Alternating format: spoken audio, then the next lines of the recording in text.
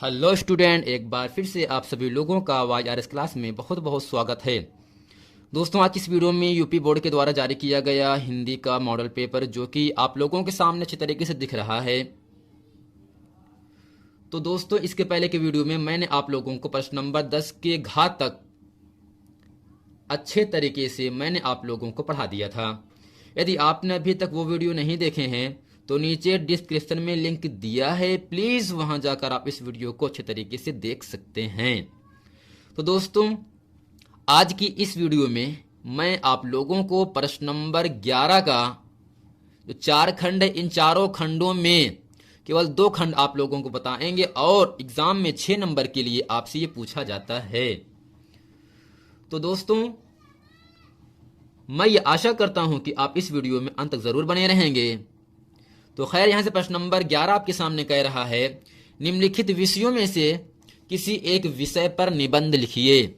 दोस्तों, पहला है स्वास्थ्य और शिक्षा, दूसरा है पर्यावरण प्रदूषण, तीसरा है वन महोत्सव, चौथा है साहित्य और समाज।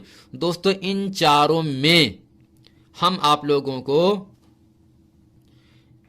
पर्यावरण प्रदूषण और वन महोत्सव, इन दोनों का विषय पर निबंध अच्छे तरीके से आप लोगों को बताएंगे। कैसे क्या लिखना है, हेडिंग कहाँ करना है, हेडिंग कहाँ नहीं करना है, और इसके बारे में हम सिंपल तरीका आपको बताएंगे। और एग्जाम में दोस्तों ये 6 नंबर के लिए आपसे पूछा जाता है।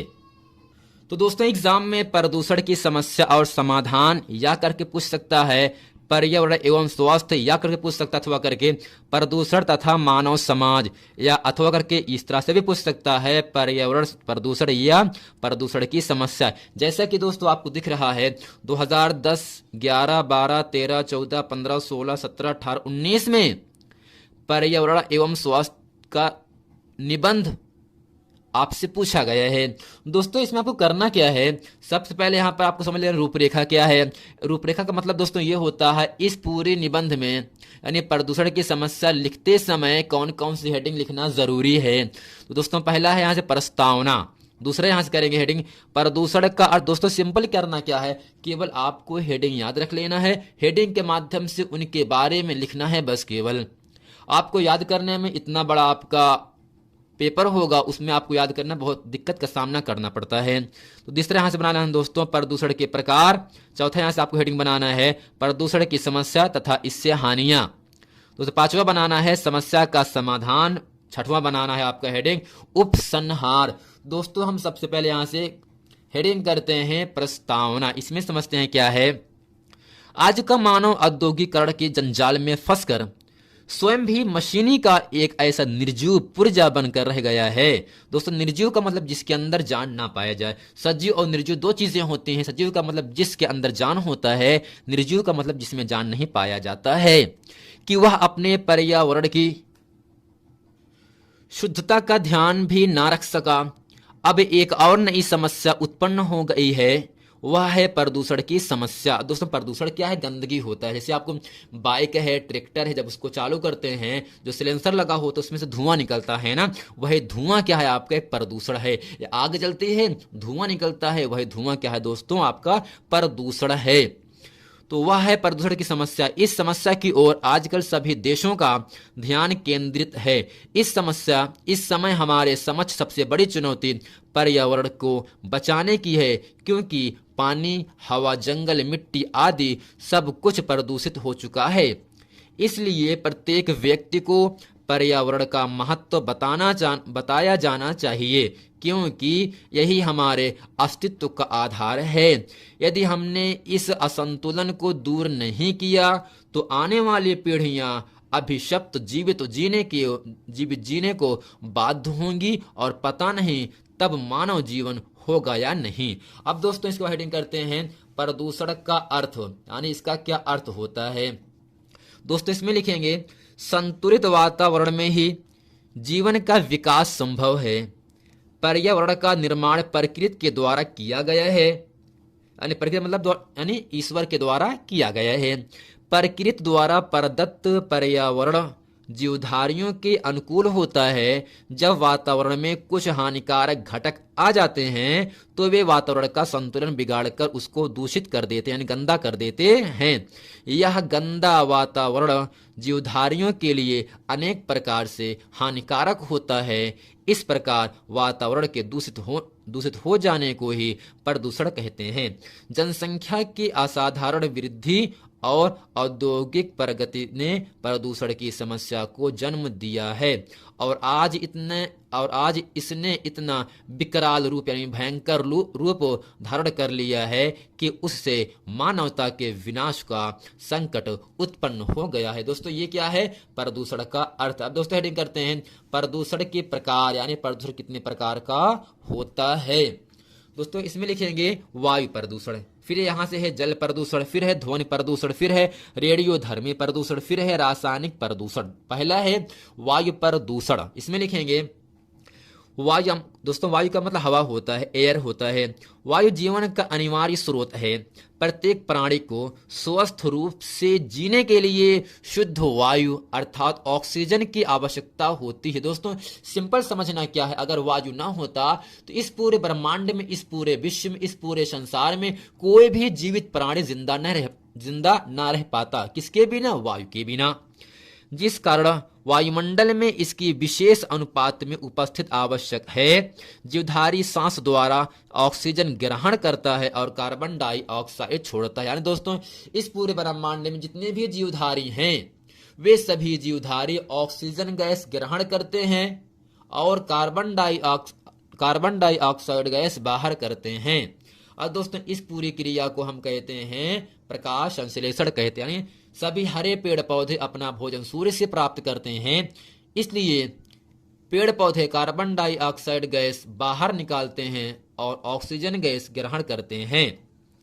दोस्तों इसमें है जीवधारी सांस द्वारा ऑक्सीजन ग्रहण करता है और कार्बन डाइऑक्साइड गैस बाहर निकालता है। पेड़ पौधे कार्बन डाइऑक्साइड गैस ग्रहण करके हमें ऑक्सीजन गैस प्रदान करते हैं या प्रदत्त करते हैं। इससे वायुमंडल में शुद्धता बनी रहती है। आजकल वायुमंडल में ऑक्सीजन गैस का संतुलन बिगड़ गया है और वायु अनेक हानिकारक गैसों से प्रदूषित हो गई है। अब दोस्तों अगला यहां से है जल प्रदूषित। दोस्तों जल का मतलब पानी होता है, यानी पानी किस प्रकार से गंदा होता है, किस प्रकार से प्रदूषित होता है।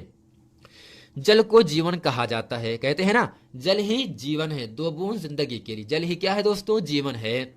और यह भी माना जाता है कि जल में ही सभी देवता निवास करते हैं। दोस्तों निवास करने का मतलब रहते हैं इसके बिना जीव जंतु और पेड़ पौधों का भी अस्तित्व नहीं है। फिर भी बड़े बड़े नगरों यानी शहरों के गंदे नाले और सीवर नदियों में मिला दिए जाते हैं। कारखानों का सारा मैला बहकर, सारी गंदगी बहकर नदियों के जल में आकर मिलता है।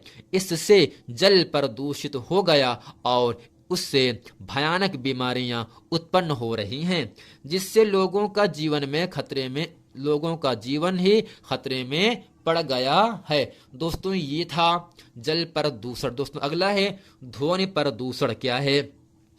ध्वनि का मतलब दोस्तों आवाज होता है। ध्वनि प्रदूषण भी आज की नई समस्या है। इसे वैज्ञानिक प्रगति ने पैदा किया। दोस्तों किसने पैदा किया? वैज्ञानिक प्रगति ने पैदा किया।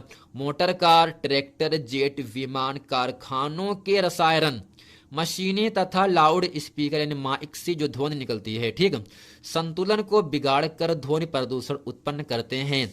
अत्यधिक ध्वनि प्रदूषण से मानसिक विकृति, तीव्र क्रोध, अनिद्रा एवं चिड़चिड़ापन जैसी मानसिक समस्याएं तेजी से बढ़ रही हैं। दोस्तों ये है ध्वनि प्रदूषण। अगला दोस्तों यहां से है रेडियोधर्मी प्रदूषण। इसमें लिखेंगे आज के युग में वैज्ञानिक परीक्षणों का जोर है। परमाणु परीक्षण निरंतर होते ही रहते हैं।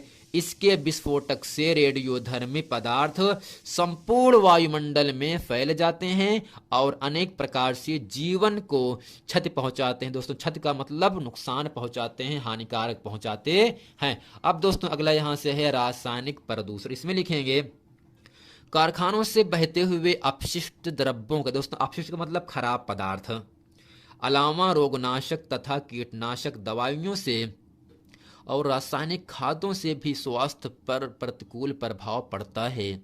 ये पदार्थ पानी के साथ बहकर जीवन को अनेक प्रकार से हानि पहुंचाते हैं। अब फ्रेंड यहाँ से अगला आपका आता है प्रदूषण की समस्या तथा इससे हानियां। अगर दोस्तों गंदगी की समस्या हो तो हमें इससे हानियां क्या क्या होती हैं आपको समझ लेना है। बढ़ती हुई जनसंख्या और औद्योगिकरण ने विश्व के सम्मुख प्रदूषण की समस्या पैदा कर दी है। कारखानों के धुएं से, विषैले कचरे के बहाव से तथा जहरीली गैसों के रिसाव से आज मानव जीवन समस्या ग्रस्त हो गया, यानी समस्या में पड़ गया है। इस प्रदूषण से मनुष्य यानी इंसान आदमी जानलेवा बीमारियों का शिकार हो रहा है। कोई अपंग होता है तो कोई बहरा होता है, किसी की दृष्टि यानी नजर शक्ति नष्ट हो जाती है तो कोई किसी का जीवन। विभिन्न प्रकार की शारीरिक विकृतियां, मानसिक कमजोरी, असाध्य कैंसर व ज्वर यानी बुखार, इन सभी रोगों का मूल कारण विषैला वातावरण ही है। अब दोस्तों अगले हेडिंग करते हैं समस्या का समाधान। अब इसके लिए हमें इसका समाधान कैसे करना चाहिए, इससे हमें कैसे बचना चाहिए, इसमें लिखेंगे वातावरण को प्रदूषण से बचाने के लिए वृक्षारोपण सर्वश्रेष्ठ साधन है। यानी दोस्तों प्रदूषण को बचाने के लिए हमें अधिक मात्रा में पेड़ पौधों को लगाना चाहिए। दूसरी ओर वृक्षों के अधिक कटान पर भी रोक लगानी जानी चाहिए। कारखाने और मशीनें लगाने की अनुमति उन्हीं लोगों को दी जानी चाहिए जो औद्योगिक कचरे और मशीनों के धुएं को बाहर निकालने की समुचित व्यवस्था कर सके। संयुक्त राष्ट्र संघ को चाहिए कि वह परमाणु परीक्षणों को नियंत्रित करने की दिशा में उचित कदम उठाए। तेज ध्वनि वाले वाहनों पर साइलेंसर आवश्यक रूप से लगाए जाने चाहिए तथा सार्वजनिक रूप से लाउड स्पीकरों आदि के प्रयोग को नियंत्रित किया जाना चाहिए। जल प्रदूषण को नियंत्रित करने के लिए औद्योगिक संसाधनों में ऐसी व्यवस्था की जानी चाहिए कि व्यर्थ पदार्थों एवं जल को उपचारित करके ही बाहर निकाला जाए तथा इनको जल स्रोतों से मिलने से रोका जाना चाहिए। अब दोस्तों अगला हेड यहां से करते हैं उपसंहार।